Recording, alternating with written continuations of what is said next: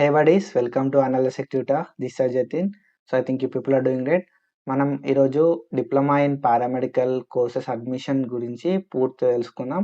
ఎవరైతే బైపీసీ అయిపోయిన వాళ్ళు ఉంటారో వాళ్ళకి ఒక భయం అనేది ఉంటుంది. ఏంటంటే అన్ని కోర్సెస్ స్టార్ట్ అవుతున్నాయి. లైక్ మన బీటెక్ ఎవరైతే బీటెక్ ఫ్రెండ్స్ ఉన్నారో కౌన్సిలింగ్ అయిపోయింది, ఎంసెట్ది అడ్మిషన్స్ అయిపోయినాయి. సో నీట్ వాళ్ళది కూడా అడ్మిషన్స్ అయిపోయింది. అండ్ నెక్స్ట్ ఎంసెట్ వాళ్ళది కూడా ఇప్పుడు అడ్మిషన్స్ స్టార్ట్ అవుతాయి ఇంకో 1 వీక్ వరకు.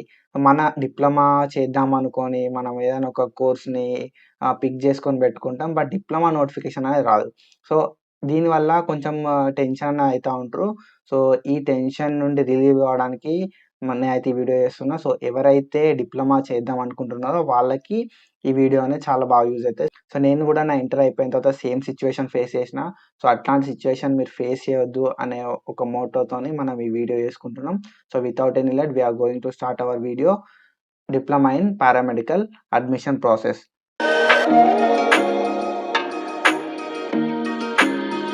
సో మనకి అఫీషియల్ నోటిఫికేషన్ వచ్చేసరికి మనకి తెలంగాణ స్టేట్ పారామెడికల్ బోర్డ్ నుండి వస్తుంది. టీజీపీఎంబీ అంటాం. సో మనకి ఈ అప్లికేషన్ అనేది లాస్ట్ ఇయర్ అక్టోబర్‌లో వచ్చింది. సో అక్టోబర్ 21 ఆ డేట్‌లో వచ్చింది. సో మనకి date of issue of notification అనేది ఉంటది. ఈ నోటిఫికేషన్‌ల ఎప్పుడు లాస్ట్ డేట్ ఎప్పుడు అనేది ఉంటది.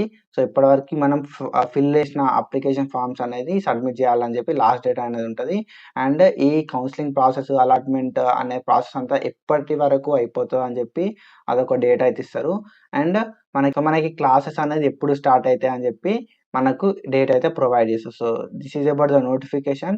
And when we go to application process అనేది ఆఫ్‌లైన్ ఉంటది. మనం ఆల్రెడీ బీఎస్సీకిను, డిప్లొమాకి మధ్యలో ఉన్న డిఫరెన్స్ లోపల మనం అప్లికేషన్ ప్రాసెస్ గురించి ఒకసారి డిస్కస్ చేసినాం. ఒకవేళ మీరు ఆ వీడియో చూడకపోతే మీద ఐ బటన్ ఉంటది. అక్కడికెళ్ళి మీరు చూడొచ్చు వీడియో. అండ్ ఆఫ్‌లైన్ అప్లికేషన్ అని ఉంటది మనకి.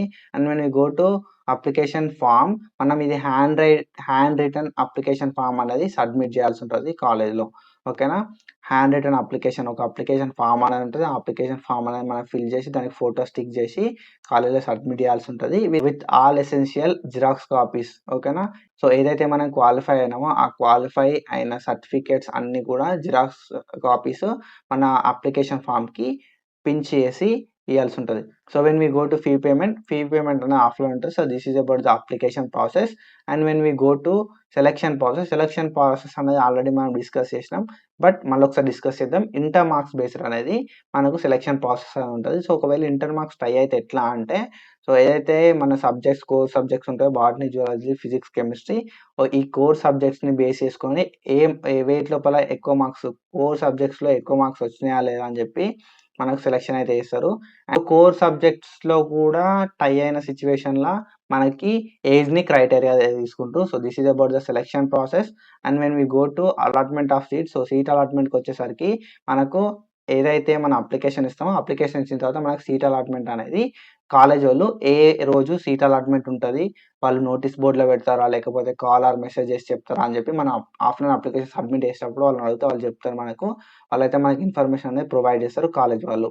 సో మనకు ఒకవేళ సీట్ అలాట్‌మెంట్ అయితే కాల్ ఆర్ మెసేజ్ చేసి అయితే ఇన్ఫర్మేషన్ అయితే ఇస్తారు. So this is about the allotment of seat. So when we go to information of certificate verification and seat allotment మనకి సీట్ అలాట్‌మెంట్‌ను సర్టిఫికేట్ వెరిఫికేషన్ అనే ఇన్ఫర్మేషన్ కాలేజ్ నుండే ఇస్తారు. సో ఏదైతే మనం కాలేజ్‌లో అప్లై చేసుకుంటామో ఆ కాలేజ్ వాళ్ళే మనకి ఇన్ఫర్మేషన్ అయితే ఇస్తారు. సీట్ అలాట్‌మెంట్‌కి వచ్చేసరికి ఏదైతే మనం సీట్ అనేది ఫీ పేమెంట్ చేసుకున్న తర్వాత కన్ఫర్మేషన్ అయితే చేస్తారు. మనం ఆ సీట్‌ని సెక్యూర్ చేసుకోవడానికి, కన్ఫర్మ్ చేయడానికి ఫీ పేమెంట్ అయితే చేయాల్సి ఉంటది. So when we go to commencement of classes. So ఏదైతే మనం కాలేజ్‌లో అడ్మిషన్ తీసుకుంటామో ఆర్ ఇన్‌స్టిట్యూషన్‌లో అడ్మిషన్ తీసుకుంటామో ఆ ఇన్‌స్టిట్యూషన్ అనేది మనకు ఇన్ఫర్మేషన్ అనేది ఇస్తది. ఎప్పటికెళ్ళి క్లాసెస్ స్టార్ట్ అయితాయని చెప్పి. సో మనం ఈ డిప్లొమా ఇన్ పారామెడికల్ నోటిఫికేషన్‌కి వచ్చేసరికి ఈరోజు మనం ఏదైతే ఈ నోటిఫికేషన్ ఉందో నోటిఫికేషన్ గురించి, సెలక్షన్ ప్రాసెస్ గురించి, అప్లికేషన్ ప్రాసెస్ గురించి, సీట్ అలాట్‌మెంట్ గురించి డీటెయిల్డ్‌గా అయితే ఎక్స్‌ప్లెయిన్ చేసినాను అనుకుంటున్నా. ఒకవేళ మీకు ఏదైనా డౌట్ ఉంటే you can comment me in the comment section so that we will clarify later. And మన ఛానల్‌ని మీరు ఇంకా ఫాలో అవ్వకపోతే ఫాలో అవ్వండి. సో మన డిప్లొమా ఉన్న బీఎస్సీ పారామెడికల్ కోర్సెస్ గురించి ఇంకా వీడియోస్ చేసుకుందాం. సో అప్లికేషన్ ప్రొసీజర్ అన్నీ పర్ఫెక్ట్ ఎట్లా చేసుకోవాలి? సో కన్ఫర్మ్‌గా సీట్ అలాట్ అనేది ఎట్లా కావాలి? ఇఫ్ బీఎస్సీకి వచ్చేసరికి వెబ్ ఆప్షన్స్‌లో ఎట్లా పెట్టుకుంటే వెబ్ ఆప్షన్స్ మనకొస్తది. సో ప్రతి ఒక్కటి ఇన్ డీటెయిల్‌గా డిస్కస్ చేద్దాం. So follow us on YouTube and Instagram. So thank you so much. Signing of.